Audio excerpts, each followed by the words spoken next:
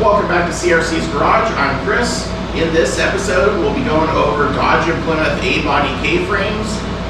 So that's all we're going to be talking about in this video. The differences with the two, well, there's two different styles. We'll go over that, and why I'm using what K-frame with what car and what engine. So let's get to it. So this is a 68 through 72 Dodge and Plymouth A body K-member. This uses the biscuit style motor mounts. Now the 73 through 76 style is this one here, and this uses the spool type motor mounts.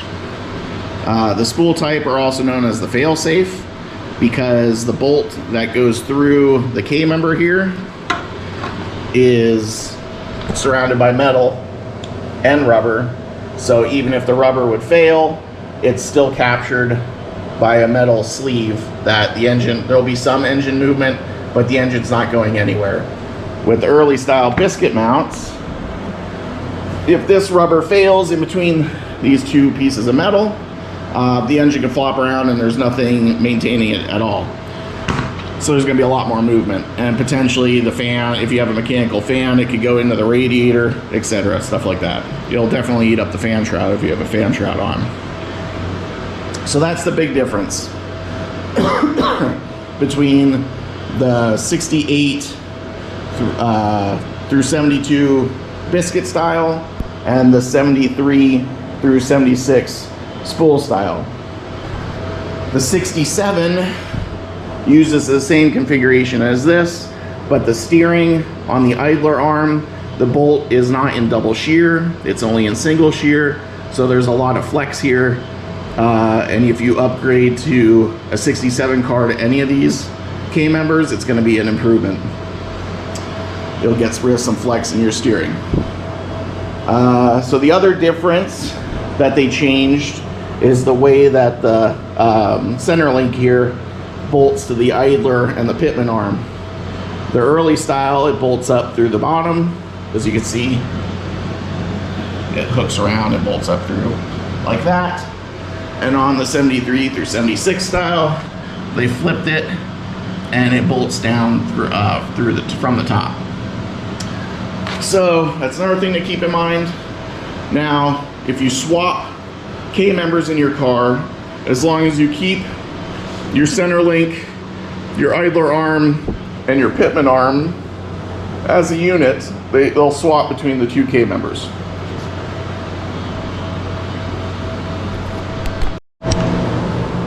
So another thing to note that's going to be the same across the board here is that there were different style K-members depending if you had a slant six, a small block, or a big block. So there's three different styles for each style of engine mount. So there's going to be a separate style for a slant six, a separate style for a small block, and a separate one for a big block. It's just going to be the height of these towers really that are different, and they might be moved a little bit different too. These are both small block K-members, and the Barracuda that we're going to be building on the channel is getting a big block. So I had to get a conversion kit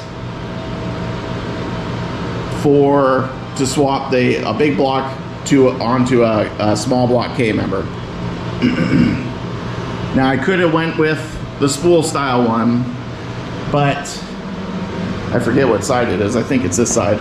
I would have to pretty much completely remove the top of this tab and recreate this down lower for the big block one to swap in here. And I didn't want to hack up the K-members that much. So the route that I'm going, if I ever wanted to, I could still swap a small block back onto either of these K-members. So what I did is I used the biscuit style K-member and got a big block swap kit for it. It comes with new motor brackets. I don't know where they are at the moment. Comes with new motor brackets and new biscuit mount engine mounts. So the only modification I had to do was cut that off, and this is a wear item, so you replace these, so that's not that big of a deal. And the only other thing I had to do was notch. This was boxed originally, this hole wasn't here. This hole was the only one that was here, and that's for the bolt to go through. But I had to notch this for oil pump clearance for the big block. And I had to notch down there on this tab for the oil pan to fit too for the big block. So that's the only two modifications I had to do. So if I ever wanted to, for whatever reason, I could repair that and make it look stock again, if I so choose to do so. But this was the route that I could put big block in with the least amount of hacking up my K-member. So to help with trying to keep the biscuit mounts to survive, we're going to use a torque strap like that. That'll help with the twisting of the engine and hopefully keep these biscuit mounts alive. So that's why I chose to do that, is I didn't want to hack up my K-members that much, and the way that I chose to do it, I could always return it back to stock. It's just a little bit of welding, so that's why I did that. And with this one, they have, who was it? I think it's Schumacher. Oh, this is Mancini Racing one. Has a conversion kit to drop a 5.7 Hemi in on this K-member without really any modifications. So that's going to be the cleanest way to install a 5.7 Hemi on the spool style K-member, and to install a big block on the biscuit style K-member. So that's why I chose to do that. Both cars are getting manual steering. I have to take the one off the Duster still, and I'm gonna send these both out to Firm Feel and have them rebuild them. I don't mind the manual steering. The only time it sucks is when you're trying to park and, you know, really slow. The car's moving really slow. But other than that, you know, I think it's just cleaner. Don't have to worry about power steering and all that crap. So that's why I'm doing that. I used a Firm Feel kit to help box in some of the sections here on the K-member to help stiffen it up. And I did that to both of them. So that'll help stiffen up the K-member, help take some flex out of the steering setup too. And yep, so I'm coming along slowly piecing them together. Yeah, the next big thing would be to send these out, get them rebuilt. I could stick them on, I could assemble these and set them aside so that they're done and ready to go as a unit. Pretty much have the whole front suspension done and ready to go in the car. So I think that's pretty much it on K-members. If you have any questions, comment below. I'll try to answer them if I can. And let's see if we get to 6 likes on this video. Please help me grow my channel.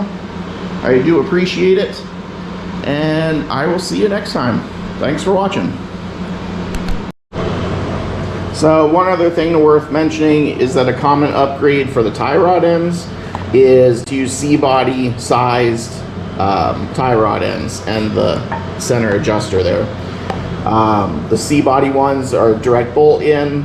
They to either center link, the early style one or the later style one, and the ball joints out at the wheel. They'll drop right in, but they're a lot bigger diameter, so they're stronger. They won't flex, and they're also heavier.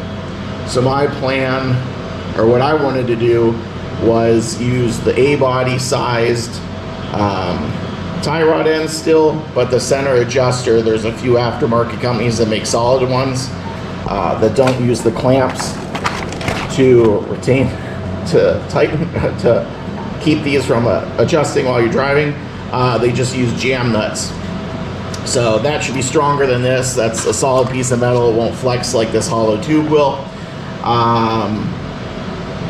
So yeah, I think that's the route I'm gonna go. It won't be as light as this, but it should be stiffer and a stronger setup than the factory stuff, since I want to autocross with the car. But yeah, that was one other thing worth mentioning. I think that's it for the steering stuff.